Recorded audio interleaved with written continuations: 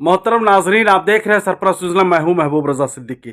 सरफराज सिलसिला में आपका इस्तकबाल है। आज आपकी मुलाकात हिंदुस्तान के मशहूर और मारूफ सियासतदान जनाब मोहम्मद अली अशरफ फातमी साहब से करवाने जा रहा हूं।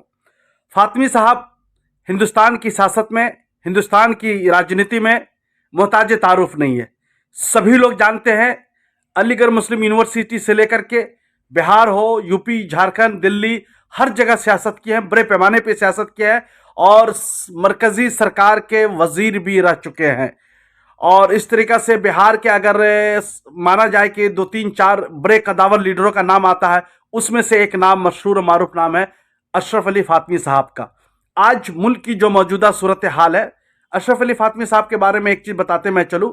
अभी जनता दल यू के नेशनल जनरल सेक्रेटरी है और जनता दल यू के माइनॉरिटी डिपार्टमेंट के माइनॉरिटी संख्या के जो है इंचार्ज ऑल ओवर इंडिया के। तो जिस तरीका से नीतीश कुमार जी पूरे हिंदुस्तान में 2024 में बीजेपी को खार फेंकना है और एक पूरे लोगों को यूनाइट करके एक गैर बीजेपी सरकार बनाना है, यहीं से सवाल शुरू करते हैं फातमी साहब से। इसके बारे में क्या कहते हैं जी कि नीतीश कुमार जी जिस तरीका से मेहनत कर रहे हैं पूरे अपोजिशन को यूनाइट करने की, और उन्होंने लक्ष्य लिया है कि हर हालत में हम लोग जो है 2024 में गैर बीजेपी की सरकार बनाएंगे, इसके बारे में आप क्या कहते हैं, कैसे मुमकिन होगा? सीधा सीधी बात है। नीतीश कुमार जी के बारे में आप जानते ही हैं कि 17 साल तकरीबन वो बिहार के चीफ मिनिस्टर रहे और उससे पहले मेंबर ऑफ पार्लियामेंट भी रहे, भारत सरकार के मंत्री भी रहे। लेकिन इनका जो बैकग्राउंड है वो समाजवादी है और इनका जो 3 बेसिक जी जो कॉन्स्टिट्यूशन ऑफ इंडिया का जो 3 मुख्य चीज है, सेकुलरिज्म, समाजवाद, सोशलिज्म और डेमोक्रेसी, उसके ये दिल से पैरोकार है।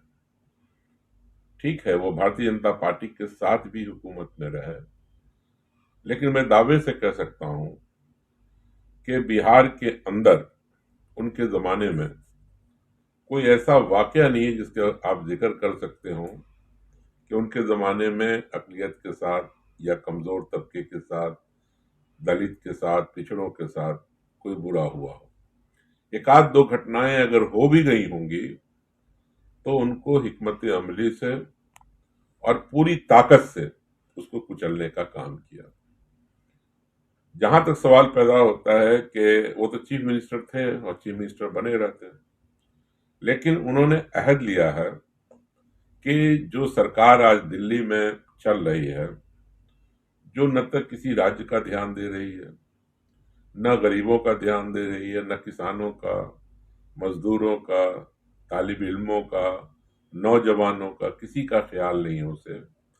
न जाने कौन कौन से वादे करके वो सत्ता में आई, चाहे 15 लाख रुपए देने हो हर आदमी को, चाहे 2 करोड़ नौकरियों का सवाल हो कि हर साल 2 करोड़ लोगों को नौकरी देंगे, स्मार्ट सिटी बनाएंगे, पता नहीं क्या क्या सपना, जी गंगा को साफ करेंगे, न जाने कितने तरह के सपने उन्होंने दिखाए। और उसका रिजल्ट क्या है? आज रिजल्ट यह है कि सबसे कम नौकरियां सृजन हो रही हैं देश के अंदर। आज पढ़े लिखे लोग सड़कों पे घूम रहे हैं, महंगाई आसमान छू रही है, डॉलर जमीन छू रहा है। और देखो कि उसके बाद भी बेशर्मी देख लीजिए सरकार की, गाल फुलाने में कहीं कमी नहीं है। तो ये सिर्फ झूठे नारों के साथ सत्ता में आते हैं और जब सत्ता में आ जाते हैं तो इनका जो नजरिया है उसको थोपने की कोशिश करते हैं। वही फिरका परस्ती, वही एंटी माइनॉरिटिज्म इनके अंदर दिमागों में भरा हुआ है, एंटी बैकवर्ड भरा हुआ है, एंटी दलित भरा हुआ है, एंटी, तो ये सब जितने भी कमजोर लोग हैं उनको दबा करके ये सरकार चलाना चाहते हैं और साथ ही मुल्क में गरीबों के लिए कुछ नहीं करेंगे ये।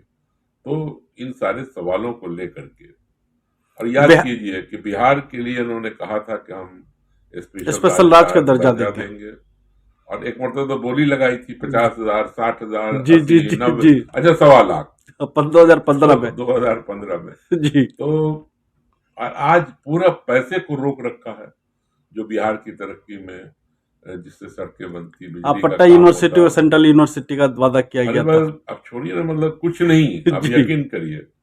और अगर बिहार हिंदुस्तान के अंदर कहीं कुछ ये कर भी रहे हैं थोड़ा बहुत, तो सिर्फ गुजरात राज्य की सरकार बचाने के लिए, और वहां से आते हैं तो वहां का कुछ कुछ प्रोजेक्ट सुनते रहते हैं, लेकिन पूरे देश के लिए कुछ नहीं कर रहा।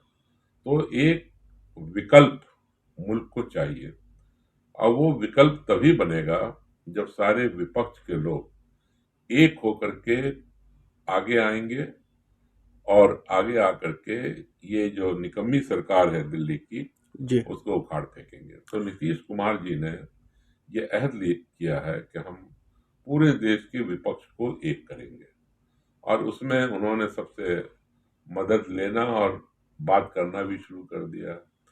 जैसे उन्होंने सफर किया हरियाणा तक, दिल्ली गए, वहाँ काफी लीडरों से मुलाकात की, बात की, और साथ ही बहुत लोगों से टेलीफोन पे भी बात हो रही है उनकी। अभी उत्तर प्रदेश भी गए सोनिया हुए गांधी थे, से मुलाकात हुई थी। सोनिया गांधी से, लालू प्रसाद अखिलेश जी के से साथ। मुलाकात हो गई। लालू जी के साथ तो दिन रात काम कर ही रहे हैं वो। तो ये उनका अहद है कि हम किसी भी हालत में 2024 में एक नई सरकार दिल्ली के अंदर बनाने में अपना बड़ा रोल अदा करेंगे। आप एक क्रांतिकारी सरजमीन से आते बिहार, बिहार के बारे में ये बोला गया हमेशा जो परिवर्तन की लहरें जो चलती है वो बिहार की सरजमीन से चलती है। तो क्या हमें लग रहा है ऐसा, या मे भी नहीं भी हो सकता है, कि जो बिहार समझिए कि पॉलिटिकल एक्सपेरिमेंट की सरजमीन है, वहां जिस तरीके से नीतीश कुमार जी ने भाप लिया है कि मतलब आने वाला कल जो है वो मोदी या बीजेपी की टीम के लिए अच्छा नहीं है। उन्होंने कहा कि 2017 में जब हम वापस इनके साथ आए थे तो हमें लगा कि लोग काम करने वाले लोग हैं, मगर ऐसा लगा साथ में रहने के बाद बस ये लोग की जबानी जमा खर्ची, ये लोग काम करने वाले लोग नहीं है, इसीलिए हमें उनका साथ भी छोड़ना पड़ा। मर जाएंगे जिंदगी में कभी भी दोबारा बीजेपी के साथ या इनकी टीम के साथ शामिल नहीं होंगे। इसके बारे में आप क्या कहते हैं? नहीं, ठीक है, देखिए उन्होंने नजरियाती तौर पर, समस्तीपुर के इंजीनियरिंग कॉलेज के बयान में। नजरियाती बुनियाद पर कभी उनकी हमायंगी भारतीय जनता पार्टी के साथ रही भी नहीं।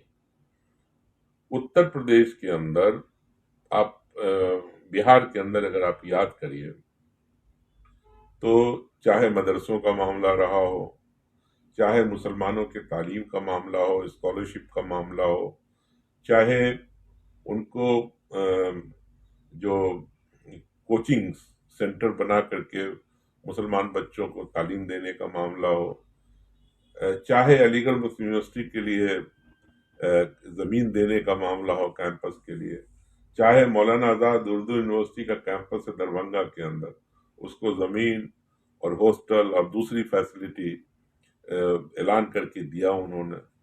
तो अगर आप देखें तो ये जितने काम है, रेजिडेंशियल स्कूल बनवा रहे हैं हर जिला के अंदर बिहार में, तो अगर आप उनको देखेंगे उनके नजरिया को, तो ये पाइएगा कि भारतीय जनता पार्टी के साथ जरूर थे, लेकिन उनके जो काम थे बैकवर्ड क्लासेस के लिए, ईबीसी के लिए, शेड्यूल कास्ट के लिए, शेड्यूल ट्राइब के लिए, या महादलित भी उन्होंने बनाया था। यस। तो उसके लिए ये बिल्कुल यार अपर क्लास को भी नहीं छोड़ा उन्होंने। 10% रिजर्वेशन की बात हुई, सबसे पहले वो बिहार से पास हुआ, अगर याद होगा आपको तो। जी। तो नीतीश जी का जो अप्रोच है वो सामाजिक न्याय में पूरी तरह से वो सेट बैठता है, और बड़ी खुशी की बात है कि उन्होंने फिर से लालू जी से हाथ मिलाया। लालू जी का भी अगर आप पिछला 15 साल देखिएगा तो इर्द गिर्द कहीं ना कहीं सामाजिक न्याय, सेकुलरिज्म, बिल्कुल समाजवाद, ये डेमोक्रेसी, सब में उनका भरोसा था। तो ये जो टीम, आपने ठीक कहा कि बिहार जननी है जी, जहां एक तरफ डेमोक्रेसी की, वहीं डेमोक्रेसी को बचाने के लिए और जमीन पे उतारने के लिए महात्मा गांधी ने पहला तजर्बा कहां से किया? सत्याग्रह चंपारण, सत्याग्रह मोतिहारी से। जी। आप याद करो जेपी का आंदोलन को याद करो, आप जब जो खबरें बिहार के में सबसे लगा कि ऐसा कुछ हो सकता है तो जेपी ने भी चुना बिहार को। और अगर 89 में दोबारा अगर करप्शन के नाम पे सरकार गई थी तो उसके लिए वीपी सिंह ने सेंटर अपना बिहार को बनाया था। तो और उसके बाद फिर लालू जी ने कांग्रेस के साथ मिलकर के मदद किया उनको सर यहीं पर एक सरकार बनाने में। इम्पोर्टेंट सवाल ले लेते हैं। आप तो जनता दल यू से आते हैं, नीतीश कुमार जी ने बड़ी जिम्मेदारी दी है, नेशनल जनरल सेक्रेटरी भी है, और लोग पूरे देश भर में नीतीश कुमार को एक सोच रहे हैं कि मैं भी पीएम कैंडिडेट हो सकते नहीं हो सकते। तो आप ऐसे उनके पार्टी के मेंबर और बड़े अहदेदारान होने की हैसियत से अगर नीतीश कुमार जी को as a prime minister candidate पेश किया जाता तो इसके बारे में क्या राय है आपकी? देखिए ऐसा है कि नीतीश कुमार जी की पर्सनल कोई ऐसी कामना नहीं है, ठीक है। हमारे पार्टी के अंदर और बिहार के अंदर इवन जो राजद के सभी वर्कर हैं उनके अंदर एक ख्वाहिश है कि बिहार से कोई प्राइम मिनिस्टर नहीं बना, एक मर्तबा बिहार को भी मौका मिलना चाहिए। और नीतीश पर कोई भी उनके दामन पे दाग नहीं है, कोई ऐसा काम नहीं किया जिसकी वजह से जनहसाई हुई हो उनकी। तो अच्छे काम किया उन्होंने, भारत सरकार के मंत्री की हैसियत से, एमपी की हैसियत से, एमएलए की हैसियत से और चीफ मिनिस्टर की हैसियत से। तो सबकी ख्वाहिश है, लेकिन ख्वाहिश से सब कुछ नहीं होता जी। तो अब तो एक चीज कंफर्म हो गया, जहां लालू, नीतीश और ये जो 7 सहयोगी पार्टी है एक हो गई तो मैं नहीं समझता हूं कि एक भी सीट भारतीय जनता पार्टी इसमें 7 सहयोगी पार्टी में कौन कौन आ रहे हैं? देखिए जैसे हम हैं जी, जिसमें सीपीआई है, सीपीएम है, माले है, कांग्रेस है, ये सारी पार्टियां हैं बिहार में एक मिला साथ के है। 7 पार्टी है। और इन सातों के एक रहने के बाद एक भी सीट की गुंजाइश नहीं बनती है बिहार के अंदर। बिहार मतलब इस भारतीय बार जनता जो है पार्टी बीजेपी को का सुपड़ा साफ होते हुए बिहार 2024 में तो एक सीट नहीं मिलेगा, एक भी सीट नहीं। एक भी सीट नहीं, समझ गए ना। जी, तो क्या है कि जमीन तंग हो चुकी है। अभी कितनी सीट है उनके पास? जब वेव चल रहा था तो 303 सीट थी, ठीक है। और ये जो 30 सीट घट जाएगी 40 सीट, पर 39 का 39 बिहार ने दिया था। हाँ बिल्कुल। और वही नहीं घटेगा, आपको बता दूं, झारखंड, हाँ झारखंड 14 घटेगा। और बंगाल, एक चीज बता दूं आपसे, एक चीज बता दे रहा हूं आपसे कि नीतीश जी, मैं तो कुछ इंटरव्यू सुन रहा था जी, और ऐसे मेरा जात पात पे उतना भरोसा भी नहीं है जी, बिल्कुल सबको लेके चलते लेकिन, आप हमेशा। लेकिन जो आवाज उत्तर प्रदेश से उठ रही है, मध्य प्रदेश से उठ रही है, छत्तीसगढ़ से उठ रही है, झारखंड से, उड़ीसा से और गुजरात चले जाओ तो हर आदमी अपने बिरादर को भी खोजता है। जी जी जी। तो स्थिति यह है कि अगर कॉमन कैंडिडेट विपक्ष के लोगों ने तो कहा कि फतेहपुर लड़ेंगे वो, हाँ यस। लेकिन मेरा मानना है, मैं तो कहता रहा हूं इस बात को, मैंने पिछले दिनों भी दिल्ली में एक इंटरव्यू में कहा था कि सबसे मुनासिब जगह नीतीश जी के लिए फतेहपुर से भी अच्छी जगह होगी अगर सभी विपक्ष मिलकर सोचे तो वाराणसी। क्यों नहीं नरेंद्र मोदी के खिलाफ नीतीश कुमार लड़े और एक सीट तो लड़ेंगे ही बिहार में, नालंदा से तो 2 सीट पे लड़े। और मैं तो समझता हूं कि नालंदा की सीट उनको छोड़नी पड़ेगी, इसलिए कि बनारस से भी वो जीत जाएंगे। और तो नीतीश कुमार जो है एक बड़े कदावर नेता बन के सोशलिस्ट के बड़े भी नेता है, सोशलिस्ट। लेकिन जब तक के जीत के नहीं आएंगे मेंबर जी 273-74 जी, तब तक तो सरकार बनती नहीं है, बिल्कुल। और तब तक कोई पीएम कैंडिडेट नहीं बन सकता। एकदम सही। तो सबसे इम्पोर्टेंट है कि पहले विपक्ष को एक किया जाए। सही। और कांग्रेस का रोल बहुत बड़ा होने वाला है इसमें जी, क्योंकि सबसे बड़ी पार्टी आज विपक्ष में कांग्रेस है, तो उनको भी अपने देखना होगा, अस्तित्व उनको भी बचाना, उनको बचाना है। तो let us see how many seats we are getting in coming election. जब वो हो जाएगा तो प्राइम मिनिस्टर का फैसला करना कितना 5 मिनट का काम है। एकदम सही। लेकिन मैं एक बात फिर से कह रहा हूं आपसे कि नीतीश कुमार को हमारी पार्टी के अंदर, राजद के अंदर या बिहार के अंदर एक अच्छे उम्मीदवार की हैसियत से लोग समझते हैं, कहते हैं, लेकिन उनकी अपनी कोई इच्छा नहीं है, इच्छा नहीं है कि उनका एक हमको ही बना काम है कि दो। 2024 में देश को नहीं, बचाना वो है। ये वो कहीं उनकी ख्वाहिश नहीं है कि मुझे पहले प्रधानमंत्री बना दो फिर हम आपके लिए आगे जाएंगे। बोले कि हम तो उस काम में लग गए, प्रधानमंत्री कौन होगा ये एलआई बाद में सोचेगा, देखेंगे। ये एलआई सोचेगा। एक चीज फातमी साहब से एक सवाल, इंपॉर्टेंट सवाल लेना चाह रहा हूं कि जिस तरीके से राहुल गांधी 7 सितंबर से कंटिन्यू जो है दौरे पे हैं, 1000 से ज्यादा किलोमीटर का दौरा हो चुका है, कर्नाटक में तूफानी दौरा हो रहा है, केरला में हो चुका है, इस तरीके से तमिलनाडु में भी हो चुका है। इस दौरे को आप पॉलिटिकल एक सियासतदान रहे हैं, मिनिस्टर गवर्नमेंट ऑफ इंडिया के मिनिस्टर भी रह चुके हैं, एमपी कई बार रहे हैं, एमएलए रहे हैं, सब चीज रहे, क्या कहते हैं इस पद यात्रा के बारे में? तमाम देखिए पार्टी के लीडरों ने पद यात्रा किया है। देखिए एक चीज बता रहे हैं आपसे, जी आप तारीखी एतबार से देखेंगे तो हिंदुस्तान में जितने भी वजीर आजम हुए उसमें मैं पंडित जवाहरलाल नेहरू को सबसे बड़ा लीडर मानता हूँ। जितने जी वजीर आजम में अगर जी जी जी, प्राइम मिनिस्टर में। प्राइम मिनिस्टर में उतना काबिल, मतलब देखो ना जितनी चीजें आपका जो बुनियादी चीज है जी, सब उनकी दी हुई है कंट्री में। आज आईआईटी देखते हैं आप, आईआईटी खड़गपुर। जी नहीं सभी आईआईटी का जी आइडिया उनका है, यूजीसी उनका बिल्कुल। आइडिया, कॉन्स्टिट्यूशन ऑफ इंडिया जो आज आपके पास है जी सब उनकी सदारत में है। भाई ठीक है, अंबेडकर जी ने उसको कंपाइल किया सब अच्छी बात है, लेकिन उनकी रजामंदी होती थी बिल्कुल। एज ए प्राइम मिनिस्टर, मिल के काम करते थे दोनों। तो एक तो आप समझ लो कि वो, फिर इंदिरा गांधी को देखो और राजीव गांधी ने भी बहुत अच्छे से इस मुल्क को चलाया। तो इस परिवार के अंदर तो खूबी ही खूबी है। अब ये जो मीडिया के लोग हैं, अब भारतीय जनता पार्टी की जो आरएसएस विंग है मुख्तलिफ नामों से राहुल को, लेकिन मैं नहीं समझता हूँ, राहुल जी बहुत पढ़े लिखे, मैंने उनकी स्पीच पार्लियामेंट में कई मरतबा सुनी है और उनके आइडियाज बड़े अच्छे हैं। और मैं तो एचआरडी मंत्रालय में था, जी बराबर जो उनके PM1 में। रिफॉर्म्स के लिए उनके यहाँ से चीजें हम लोगों के डिपार्टमेंट में आती थी और उसको हम लोग इम्प्लीमेंट करते थे।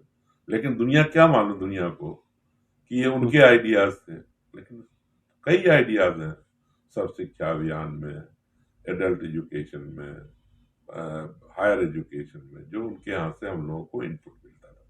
तो मैं समझता हूँ कि बहुत काबिल आदमी है और ये मीडिया ने क्रिएट किया है निगेटिविटी उनके बारे में। देखो दरअसल आप एक इस तरह भी समझो कि इंदिरा गांधी जी की मौत हुई बिल्कुल ही अजीबोगरीब मरहले में, और उसके थोड़े ही दिन के बाद जो एज ए याद करो राजीव गांधी जी पे हमला हुआ तमिलनाडु में, वो गुजर गए और ये तकरीबन कैद हो गए घर के अंदर, इनको हिफाजत में रखा गया। आज वो सड़कों पर है। याद करो चंद्रशेखर जी ने भी सफर किया था इसी तरह बिल्कुल से। सही बात। तो मैं ये नहीं कहूंगा कि उनके राह पे चले हैं, लेकिन उन्होंने सही रास्ता चुना है। आज गांव गांव जा रहे हैं, लोगों की भावनाओं को सुन रहे हैं, अपनी बातों को उनके बीच में रख रहे हैं, मुल्क को समझ रहे हैं, मुल्क उनको समझ रहा है। तो मैं तो स्वागत करता हूं जो कुछ उन्होंने आखिरी ये सवाल ले लेते हैं। शुरू किया। नीतीश कुमार जी, लालू प्रसाद यादव सोशलिस्ट के बड़े लीडर है, इधर राहुल गांधी, इधर ममता बनर्जी, तमाम अपोजिशन मिलकर के क्या 2024 में इस देश को नफरत से, बेरोजगारी से, जुल्म और जाति से मुक्त करवा पाएगी? बिल्कुल, मेरा तो मानना है कि ये जो है ना सिलसिला शुरू हो गया और 2024 में इसका नतीजा आ जाएगा। आप देखिएगा किसी भी हालत में इस सरकार को जाना है, एक नई सरकार दिल्ली में आएगी और ये सब मिलजुल करके एक नई सरकार दिल्ली में बनाएंगे। फातमी साहब, बहुत बहुत शुक्रिया हमारे साथ जुड़ने के लिए। आपका कलकत्ता आना भी मुबारक हो और उम्मीद करते हैं कि आप हमारे साथ यूं ही जुड़ते रहिएगा। थैंक यू वेरी मच हमारे साथ जुड़ने के लिए।